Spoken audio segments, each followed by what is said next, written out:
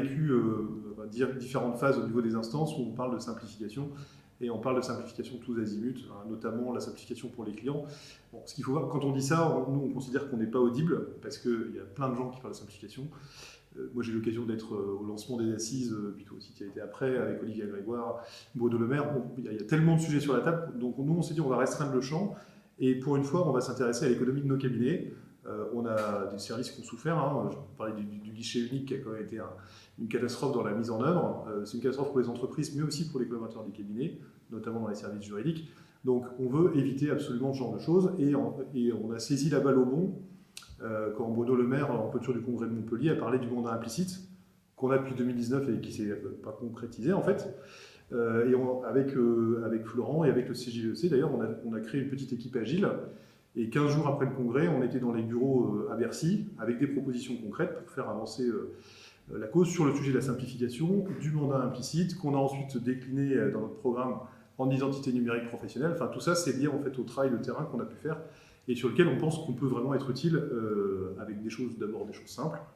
Le truc qu'on cite toujours, c'est quand c'est un expert comptable qui crée une entreprise, ce serait bien qu'il reçoive le courrier de création plutôt que de le demander à son client qui arrive par des voies détournées, etc. Enfin, il y a des choses hyper basiques.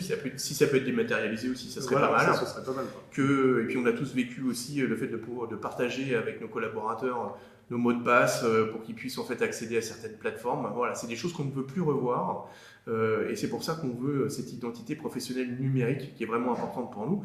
Et dans cette définition de la simplification, on aura une commission dans laquelle on fera de la simplification tout le temps. On sera à l'écoute des confrères, on les voit et ils souffrent sur le terrain de changements épisodiques dans certaines activités, que ce soit en fait en social, en fiscal ou en comptable.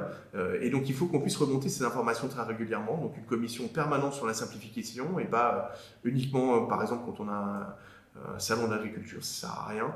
Il faut qu'on soit concret et qu'on travaille en fait pour les confrères. Nous, ce qui nous intéresse, c'est de travailler pour les confrères et changer de posture en fait cet ordre qui a l'obligation finalement de rendre compte de son travail en fait aux confrères en faisant des choses concrètes pour eux sur le terrain. Unis aujourd'hui, ça veut dire que au travers de ce que représente au niveau de l'IFEC, c'est l'unité de la profession. 50, je vous l'ai dit tout à l'heure, 50% en fait de nos membres sont mono ou duo associés.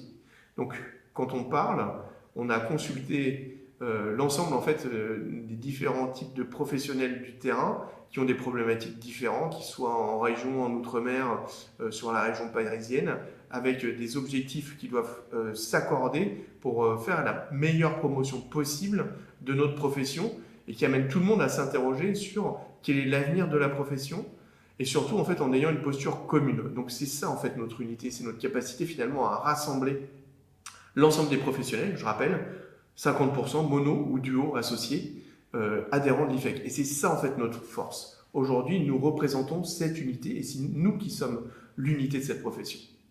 Et donc dans l'unité, puis après je vais parler de Connecter pour demain, il y a aussi cette volonté de représenter de 22 000 consoeurs et confrères et de ne pas faire de clientélisme. Je crois que vous l'avez compris, c'est des choses qu'on a déjà évoquées. Ensuite, Connecter pour demain. Alors derrière la connexion, on retrouve bien sûr la dimension technologique qu'on a largement évoquée, sur laquelle on a des ambitions importantes. On aurait eu encore plein de choses à vous dire, y compris sur la dimension innovation. Mais c'est pas que la techno, le fait d'être connecté, c'est quand on est connecté, on n'est pas hors sol. Donc on est connecté aux vraies problématiques du métier, on est connecté aux consoeurs et confrères, aux conseillers régionaux, connecté globalement à notre écosystème, à la tutelle, c'est des choses qu'on a évoquées. Voilà, donc on a conscience de l'environnement dans lequel on évolue et on a l'ambition d'avoir un impact pour cet environnement. Et bien sûr, en fait, il n'y a pas que nous deux, il y a toute une équipe en fait avec nous, avec des personnes qui ont déjà une belle expérience en fait sur le terrain en tant qu'expert comptable, de représentation, d'action en fait régionale ou nationale. Donc cette équipe a des compétences qu'elles mettront bien sûr au profit de ce mandat de 4 ans qui arrive. Et donc c'est pour ça qu'on vous incite à voter pour nous du 4 au 19 novembre prochain.